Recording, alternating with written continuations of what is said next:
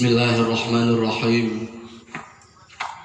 Assalamualaikum warahmatullahi wabarakatuh. Alhamdulillahi rabbil alamin. Wa bihi nasta'inu ala umurid dunya waddin. Wassalatu wassalamu ala ashrafil anbiya'i wal mursalin wa ala alihi wa sahbihi ajma'in, amma ba'du. Qala Allah ta'ala fil Qur'anil Karim, a'udzu billahi minasy syaithanir rajim. Bismillahirrahmanirrahim. Wa inna ila rabbikal muntaha. Wa qala Rasulullah sallallahu alaihi wasallam, innamal a'malu binniyat wa innamal likulli imri'in ma nawa.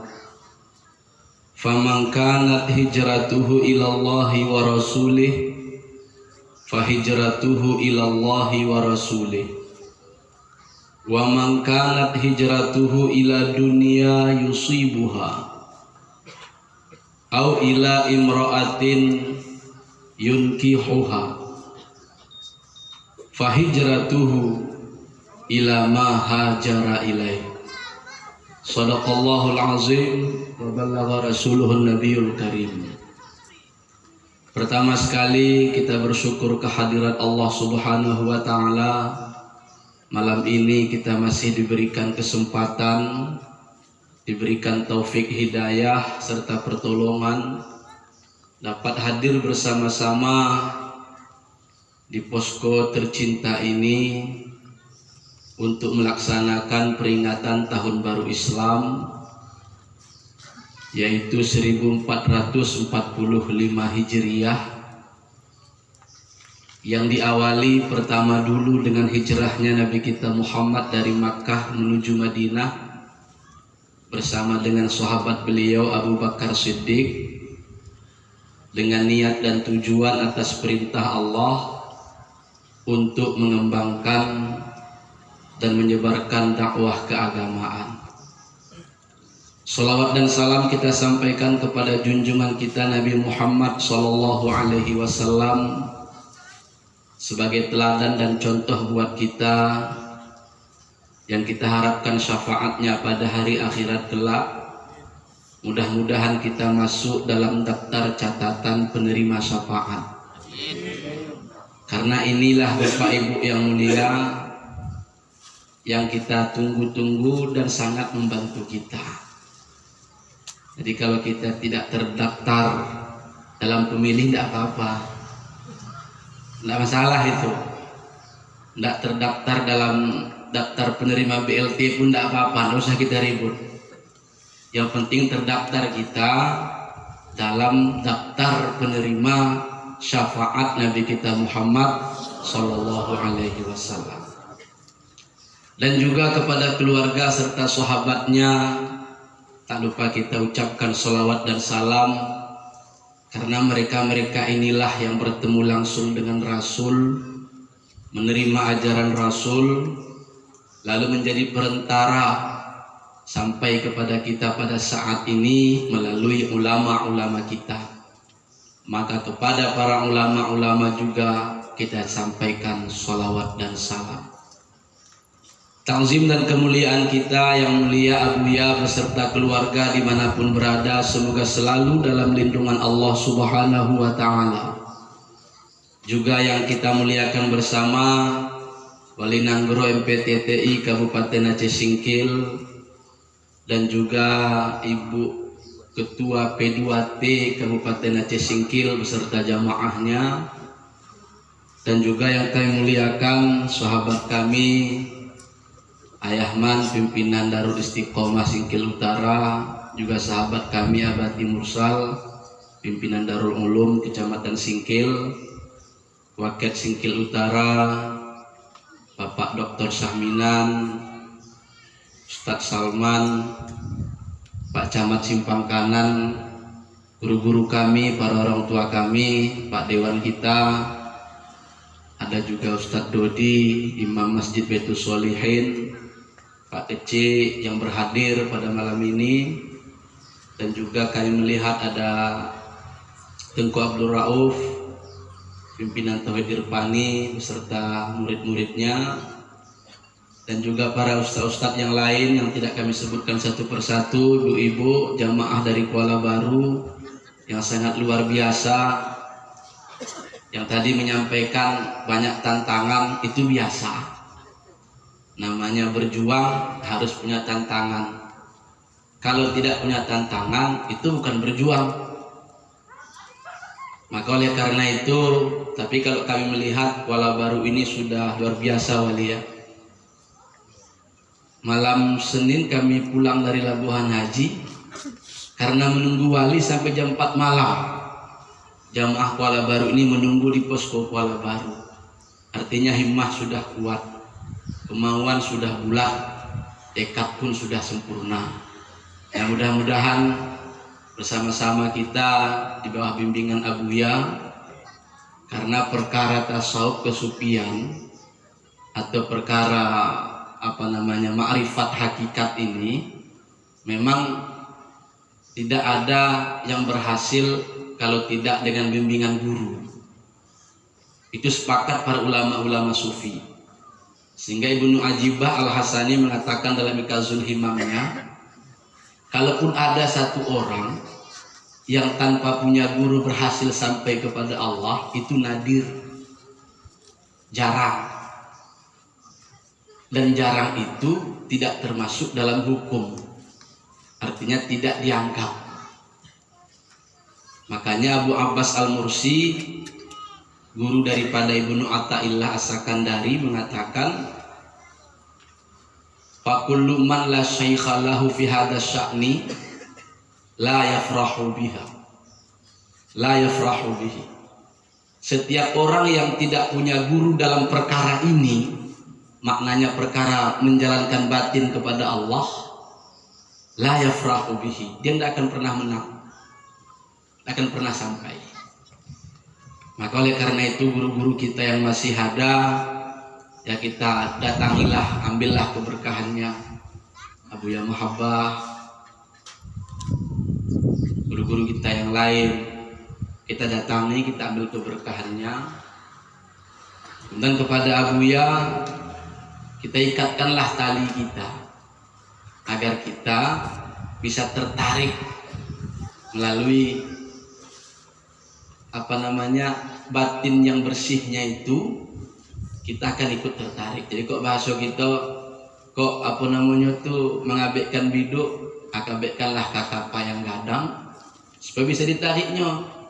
Kalau kita kabekkan biduk ke biduk juga, ya biduk pun susahnya menarik dirinya, tambah kita lain. Jadi ini ada istilah kalau dalam ajaran kesufian itu, la tashab man la yunhiduka haluhu wa la yadulluka 'ala Allahi maqaluhu. Jangan kamu bersuhbah dengan orang yang halnya tidak bisa membangkitkan kamu kepada Allah dan perkataannya tidak menunjukkan kamu kepada Allah. Mudah-mudahan Bapak Ibu yang mulia, istiqomahlah kita dalam ajaran kesufian ini. Amin ya rabbal alamin. Hadirin yang dimuliakan oleh Allah Subhanahu wa taala, ya mungkin penyampaian ini tidak layak lah, tidak pantas kalau kami yang menyampaikan. Guru-guru kita banyak berhadir di sini, ibu-ibu. Tadi di rumah mencobalah mengulang-ulang, membaca-baca seketik, membaca makalah, baca kitab. Perasaan ambo sedang membaca tadi lah hebat banang bo. Ayo mantap panah koko dalam tiang bo. Masuk panah ke gelanggang tu hilang sadonya. Itu namanya haibah. Di resiko kita nak basuh sama buya bagak panah kita. Amo buka basuh sama buya mau kecekkan iko, mau sampaikan iko. Ala siap bahan kita. Sampai bala ke gerbang pauh hilang sadonya. Itu namanya haibah. Jadi haibah itu pemberian Allah Subhanahu wa taala kepada orang-orang yang dikehendakinya, sehingga belum pun dia berbicara seperti sudah dia memberikan petuah, nasihat, teguran kepada kita. Jadi yang bawasokan pada malam ko yang hadir di Sikoko orang-orang punya haibah semua. Sehingga ketika hendak mau sampaikan apa yang mau ulang tadi patang, tidak nampak lain. Rupanya orang-orang haibah yang ada di majelis posko Siratal Mustaqim. Bapak Ibu para hadirin yang mulia, jadi kalau kita bicara hijrah itu kan sejarah perpindahan Nabi kita Muhammad dari Makkah ke Madinah setelah 13 tahun berjuang di Makkah dengan tantangan-tantangan yang berat, dengan cacian-cacian, dengan hinaan-hinaan, ancaman-ancaman, sampai kemudian Allah perintahkan Nabi kita hijrah. Jadi secara hijrah fisik sudah dilakukan Nabi kita Muhammad Sallallahu Alaihi Wasallam. Namun kini seketik bagaimana kita memahami hijrah menurut ajaran ketasawufan. Apa yang penting kita hijrahkan dalam ilmu tasawuf itu. Maka oleh karena itu para hadirin yang mulia, ada ketika Abuya menyusun makalah tadi, disampaikanlah 3 rukun agama, iman, Islam, dan ihsan. Itu tujuannya supaya kita bisa merangkum ketiga-tiga rukun agama agar sempurna agama kita. Karena barang siapa yang bersyariat tapi tidak berhakikat, maka dia akan jadi fasik.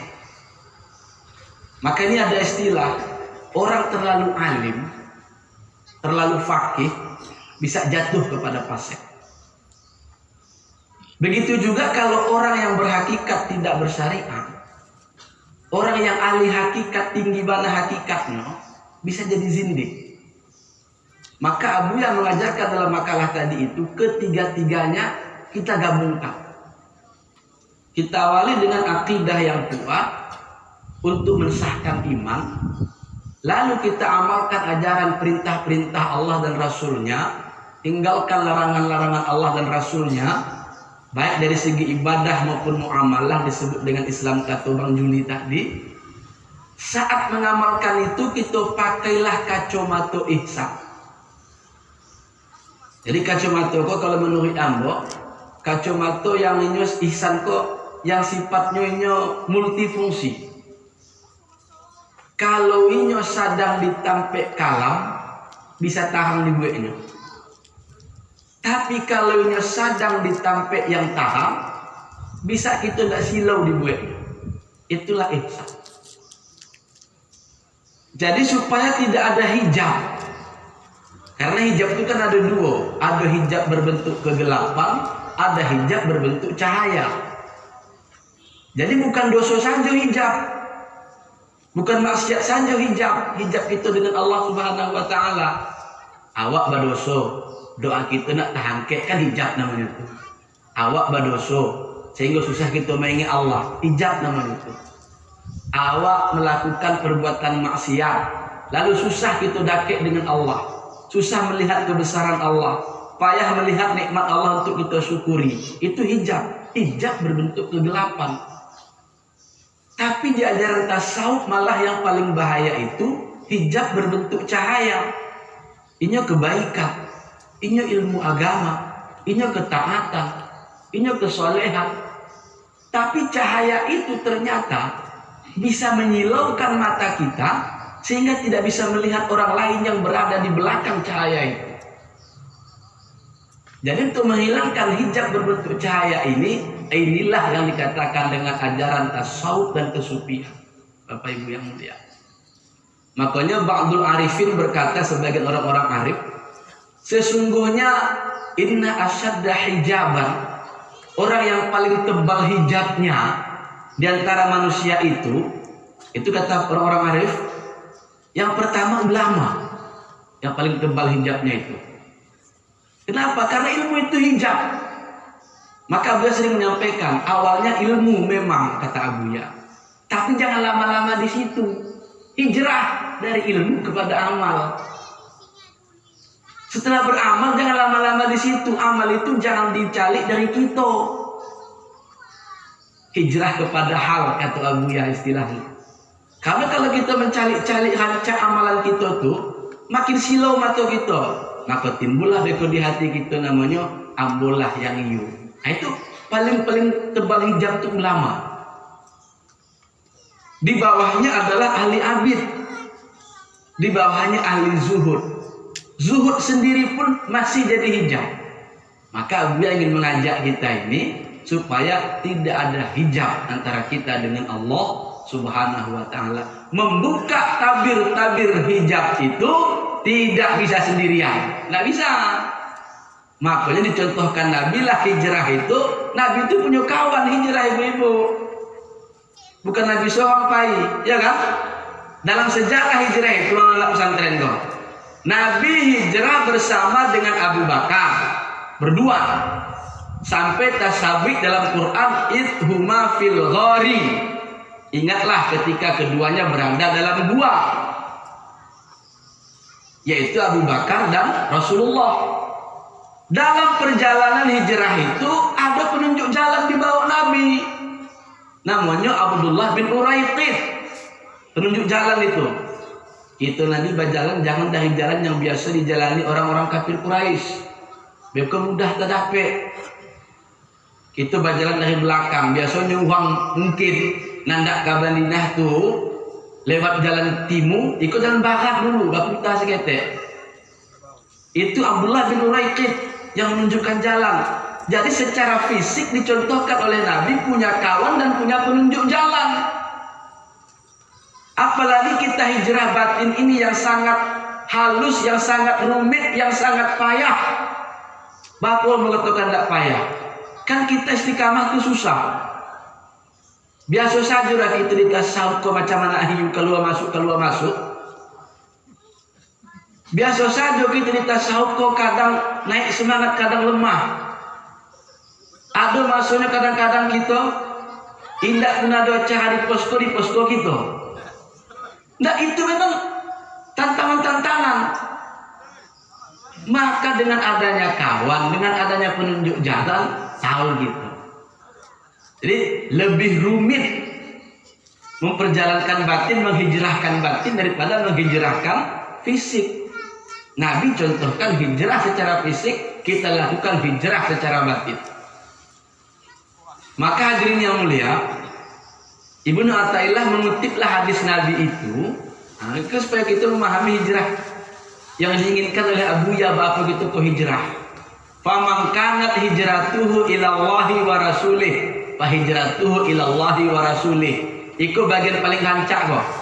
Siapa yang hijrahnya kepada Allah dan Rasul, maka hijrahnya kepada Allah dan Rasul. Kita beramal, kita beribadah, kita bertaubat, kita berpindah dari jahil kepada berilmu, dari maksiat kepada taat, dari ghaflah lalai kepada yaqzah. Makanya kan masyhur itu kan 3 hijrah kok. Hijrah itu kan al-intiqalu, berpindah kita dari satu tanah air kepada tanah air yang lain. Dengan ukurannya tanah air yang telah kita tinggalkan itu kita tidak pulang ke situ lagi. Kita menetap di tanah air tempat kita berpindah itu. Kalau lah pindah ke situ, pulang balik ke situ, itu penggosok namanya itu. Bolak-balik. Jadilah karena itu hijrah itu 3. Hijrah min watonil maksiat ila watonil taat. Kita lakukan dengan taubat. Selama itu kita dalam maksiat, dosa salam. Dosa dari segi meninggalkan kewajiban, dosa dari segi menzalimi hak orang lain, dosa dari segi mencaci dan membuka aib orang lain, dosa. Hijrah kita, kemana kita hijrah? Ke taatnya kita pindah, tinggalkan tanah air maksiat menuju tanah air ketaatan. Taubatlah kita, sesali, bertekad tidak kembali, ganti seluruh maksiat yang kita lakukan itu. Waktunya berapa lama kian kita maksiat, jumlah tak pakai berapa kian kita maksiat, ganti dengan kebaikan sebanyak itu. Maka kita dikatakan hijrah dari maksiat kepada taat. Lalu setelah itu apa lagi? Hijrah min watanil ghaflah ila watanil yaqdah. Hijrah dari lalai hati kepada bangunnya hati. Hati kita kan acok kadang-kadang tidur, hati kita kok acok kadang-kadang seperti apa namanya tanah yang keras yang tidak menerima air ketika disiram. Hati kita kok banyak kadang-kadang tidak tersentuh dengan apapun. Itu ghaflah, banyak lalainya. Oh, hijrah kita. Kemana kita hijrah? Kepada bangun. Untuk bangun harus ada orang yang membangunkan. Lalu kemudian baru yang ketiga, hijrah min watni alamil asbah ila watni alamil arwah. Kita hijrah daripada tanah air alam lahiriah menuju tanah air alam arwah. Itu maksudnya ke alam batiniah.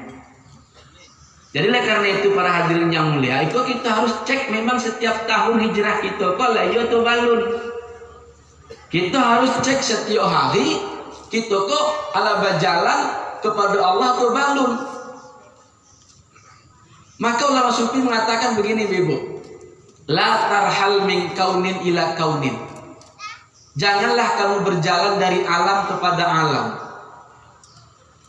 Sama seperti keledai yang bingung. Dia berjalan di tempat, dia pikir sudah sampai ke tempat tujuan, rupanya mantang ditampai pertama mulai berjalan. Harus kita cek iko. Tanyakan kawalinan bro gitu. Kira-kira mau apa? Ala donda naik perkembangannya. Ala donda bertambahannya. Apa namanya itu himmahnya. Kita tanyakan itu supaya tahu kita kok jalan di tempat atau tidak. Tetapi berjalanlah kamu min kaunin ilal mukawin.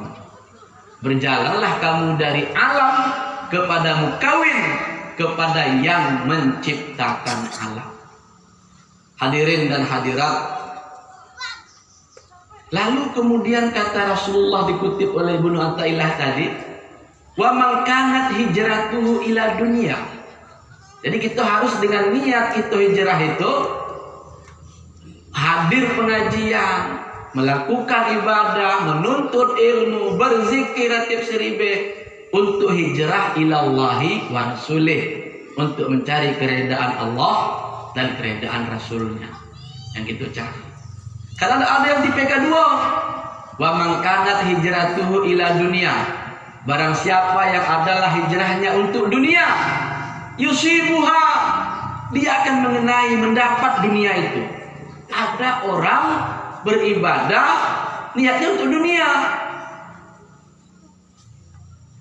dimudahkan urusan, dicapaikan cita-cita dunia yang maksudnya kan, bukan cita-cita supaya terbuka pintu ma'rifat, ilahi anta maksudi, bukan itu niatnya. Dimudahkan segala bisnis, dimudahkan segala itu akan didapat. Tapi yang untuk kepada Allah dan Rasul akan kita dapat. Wa man kanat hijratu ila imra'atin yunkihuha. Ada juga orang hijrah itu niatnya hijrah untuk padusi. Ikut dulu sejarah hadis itu Bapak Ibu yang mulia. Setelah Nabi hijrah, Nabi menceritakan di antara sahabat-sahabat itu ada seperti itu pokoknya. Ada yang karena Allah dan Rasul pindah ke Madinah tuh. Ada yang dek tadanga bahwa di Madinah tuh laku bajaga, pindah ke Madinah jadi pedagang. Ada yang dek tadanga dek di Madinah tuh hancak-hancak padusinya, pindah ke Madinah mencari bini. Disampaikan Rasul lah. Lalu oleh ulama tasawuf dibagilah hijrah itu ada dua. Ada orang hijrah karena Allah dan Rasul. Ada orang hijrah karena nafsu dan huzud nafsu. Jadi yang bagian dunia dan padusi tadi itu tamsilan, maksudnya tamsilan. Kalau kita dalam hati kita innamal a'malu binniyat, kita tidak ada untuk Allah dan Rasul, maka niat kita, hijrah kita, apapun yang kita lakukan itu untuk nafsu kita semata. Maka oleh karena itu para hadirin yang mulia, pangkal pertama kita adalah nafsu yang harus selalu kita periksa. Dan jangan pernah kita reda kepada nafsu kita. Maknanya begini, jangan pernah kita calik diri kita ke lailok, jangan. Walaupun kita Allah bergelimang dengan ibadat, bergelimang dengan zikir, bergelimang, jangan pernah kita calik bahwa nafsu kita kalau hebat lah hancak, jangan. Karena aslu kulli maksiatin wa syahwatin ar-ridho anin nafsi. Pangkal daripada segala maksiat dan syahwat adalah reda terhadap nafsu. Ada yang lalai, tidak peduli nafsu amuk lah hancak atau balut, tidak peduli. Itu termasuk reda kepada nafsu. Ada berpikir begini, ala hancak nafsu amuk, ala elok. Jangan. Tetap kita katakan di hati kita, kitalah sejelek-jelek manusia. Kitalah seburuk-buruk manusia. Nafsu kitalah yang paling jelek. Bapak Ibu yang mulia, bayangkan itu. Nabi Yusuf itu Bapak Ibu yang mulia diceritakan dalam Quran mengatakan wa ma ubarri'u nafsi innan nafsa la'ammaratun bisu. Aku tidak pernah melepaskan nafsuku, kata Nabi Yusuf. Aku selalu dikawal, selalu dipareso, selalu dijago, selalu dihati-hatikan, diwaswaskan. Innan nafsa la'ammaratun bisu, karena nafsu itu selalu menyuruh kepada keburukan. Nabi Yusuf itu ayahnya Nabi, angkunya Nabi, unyangnya Nabi. Maka diistilahkan di kitab Al-Karim, Ibnul Karim, Ibnul Karim, Ibnul Karim. Orang mulia, ayahnya mulia, angkunya mulia, unyangnya mulia. Yusuf bin Yakub bin Ishak bin Ibrahim. Sedangkan ini khawatir kepada nafsunya. Kok kita pula tidak khawatir kepada nafsu kita? Siapa kita kok? Hebat banget kita rupanya. Maka perkara nafsu harus kita hati-hatikan. Para hadirin yang dimuliakan oleh Allah Subhanahu wa taala. Wa aslu kulli ta'atin, nah itu di sebaliknya pula. Pangkal segala taat dan bangunnya hati itu adalah adamur ridha. Kamu tidak reda terhadap nafsumu. Maka salah satu ajaran paling penting dalam tasawuf itu adalah merasakan diri kita hina.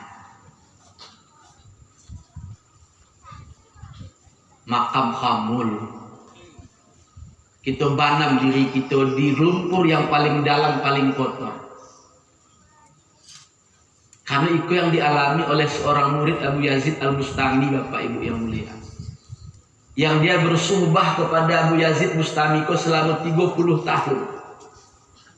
Ditanyanya kepada Abu Yazid Bustami, gurunya kok, wahai Tuan Syekh, aku telah mendampingimu selama 30 tahun. Yang kau katakan sudah kuhafal, yang kau ajarkan sudah kuamalkan, yang kau sampaikan sudah kucatat, tapi batinku tidak pernah merasakan ketenangan. Bajikir jua nyambo, kata muridnya tu. Ambo amalkan jua nyanyo, amalanku, tapi tidak tenang batinnya.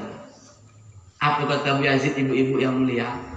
Kok nanda wa ang tunjuki, kira-kira mau tak mengikuti? Mau, kata muridnya tadi. Betul, betul. Mereka tidak mau, pasti yang mau.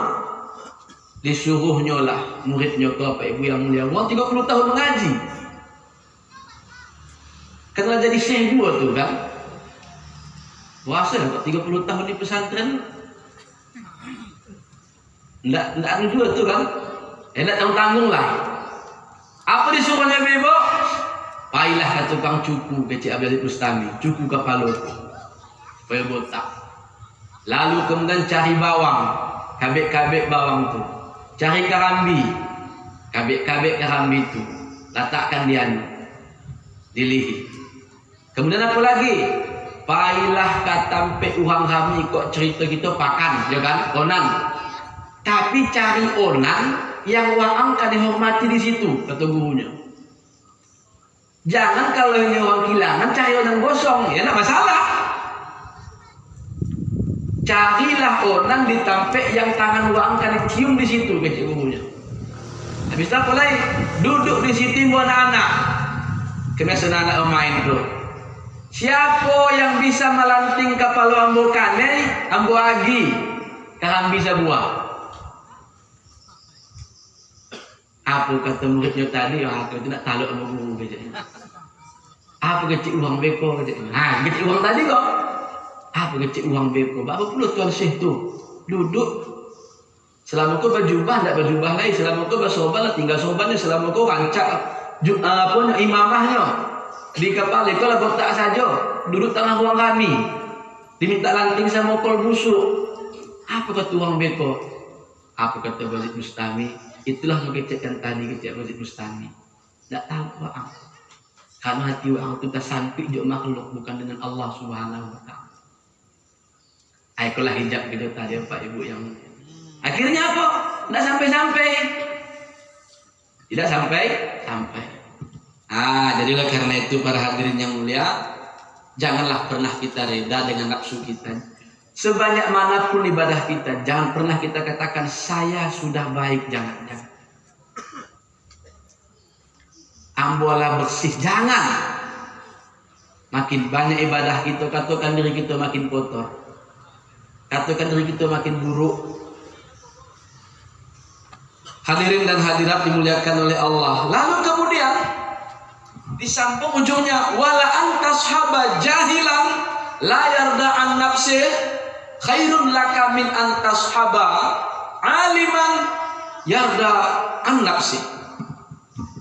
Sungguh kalau kamu berteman dengan orang bodoh yang tidak tahu apa-apa, tapi dia tidak reda kepada nafsunya, dianggapnya nafsunya jelek, dia tidak alim, orang bodoh, berkawan kamu dengan itu lebih bagus daripada kamu duduk berteman dengan orang alim yang dia reda kepada nafsunya.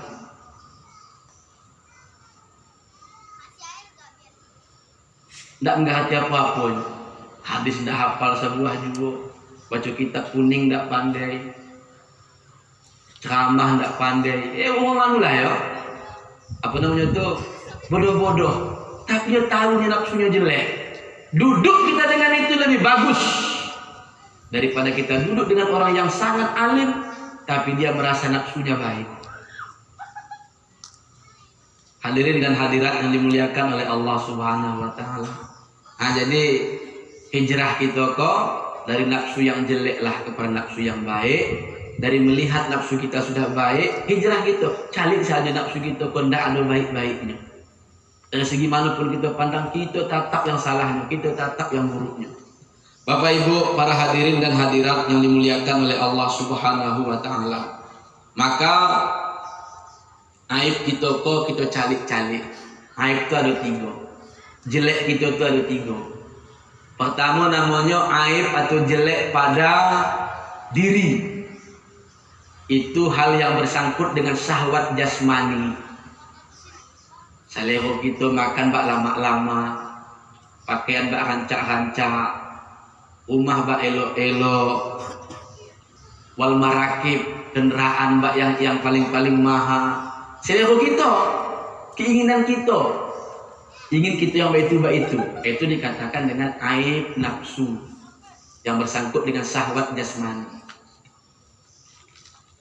Jadi apa sabananya? Sabananya begini. Kalau kata Bang Lili Hadid tadi, kalau kita lah tingkat kepada ihsan itu tidak masalah lagi sabananya. Karena itu lama sama tidak lama, tetap lama rasanya. Jadi kalau istilah dia itu orang tasawuf itu sama baginya emas dan batu, itu baru. Itu tidak masalah. Dia ameh jadi, dia batu jadi. Sama baginya antara dipuji dan dicela. Tapi kalau masih beda di kita itu, kok dipuji agak naik semangat kita, kok dicela mulai mundurkan diri, itu berarti balun. Nafsu jelek masih itu. Kok disanjung-sanjung, maunya, mati-matiannya mau. Tapi kok agak dianukan seketek, disinggung seketek, dijapit bacahan, nak mau dah, yang itu nak ada tuh. Yang kedua itu namanya uyubul qalbi, aib di hati. Apa itu aib di hati? Yang bersangkut dengan syahwat hati. Apa syahwat hati kok? Ingin magah,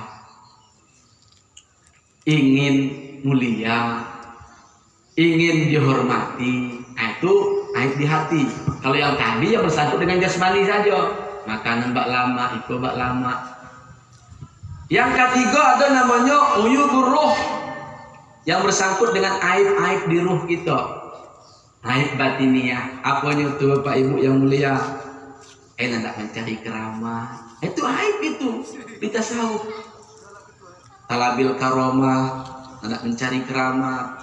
Talabil maqamat, hendak mencari jenjang-jenjang di tingkat berapa muala. Ingin itunya, itu dilupakan juga tuh sebenarnya.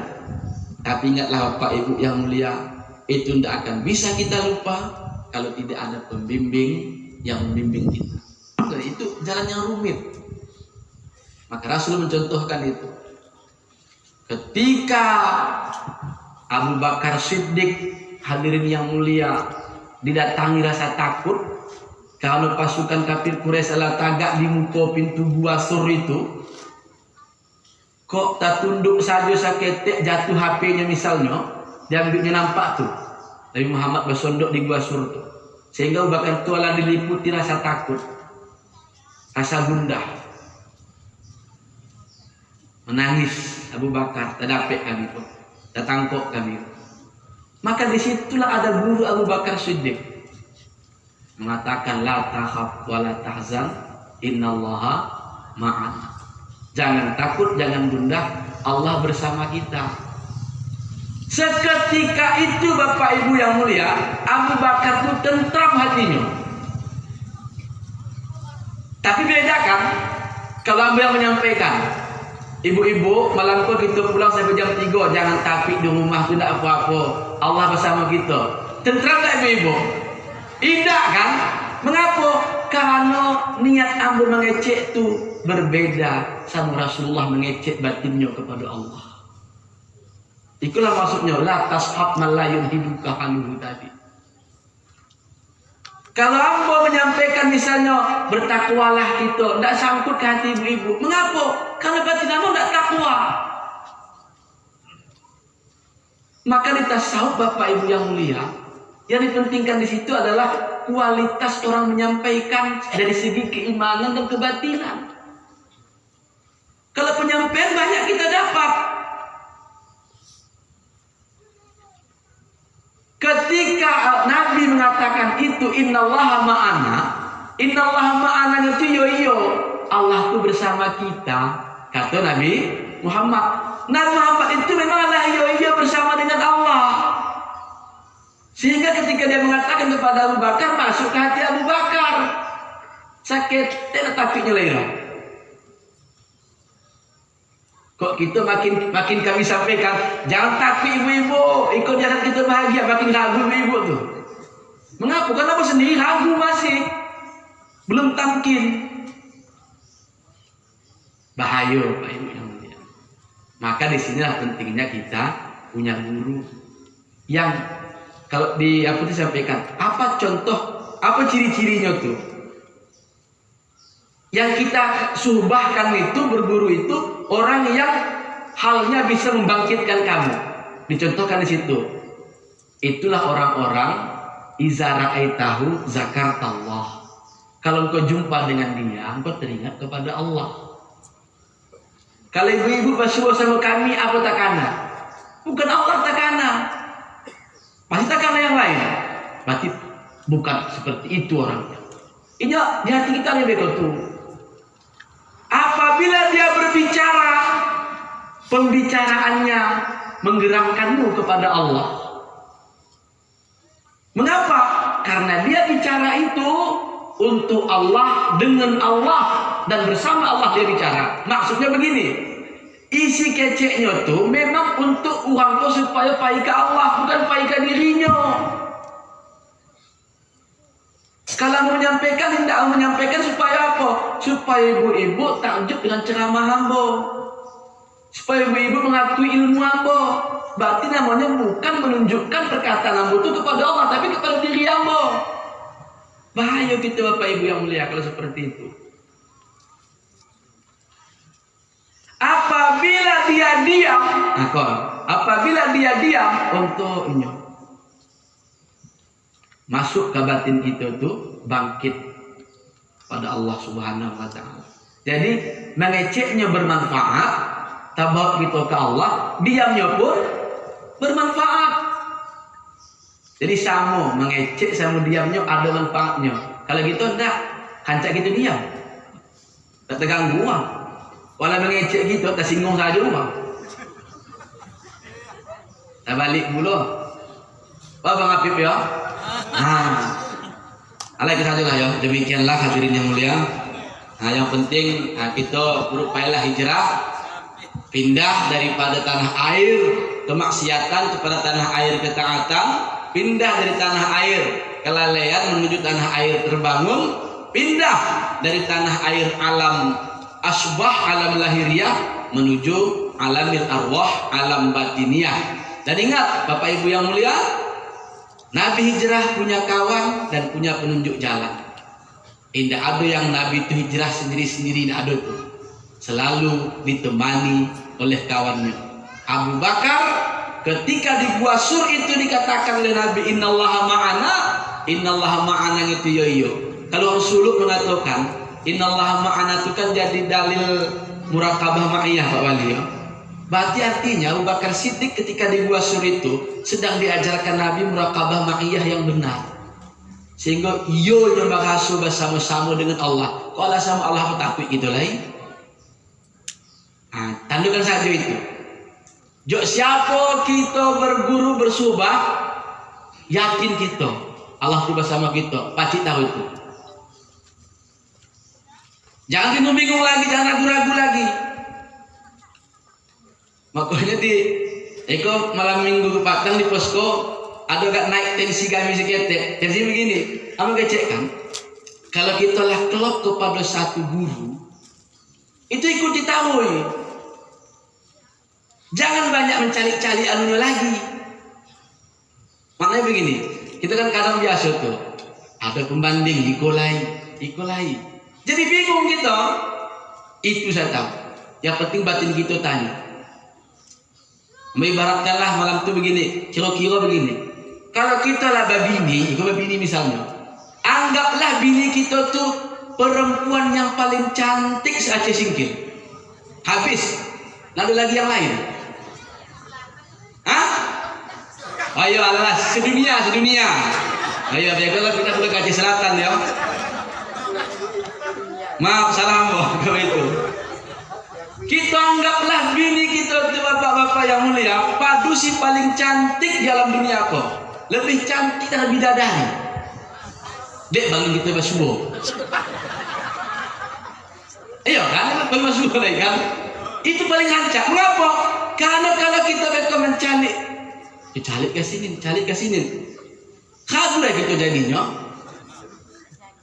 Dan biasa orang itu setelah nikah dulu itu akan aduh malah sini rupanya cewek di sini. Itulah paling hancur. Artinya itulah yang membawa kita kepada Allah. Pacikan tahu. Jangan lagi ada pembanding di sini, pembanding di siko. Susah kita bingung jadinya apa yang hadirin yang mulia. Maka Abu Bakar tuh salah satu mencintainya apa? Ambo sangat cinta untuk selalu bersamamu ya Rasulullah. Makanya Abu Bakar tuh kemana Rasul adanya situ, kemana Rasul adanya situ.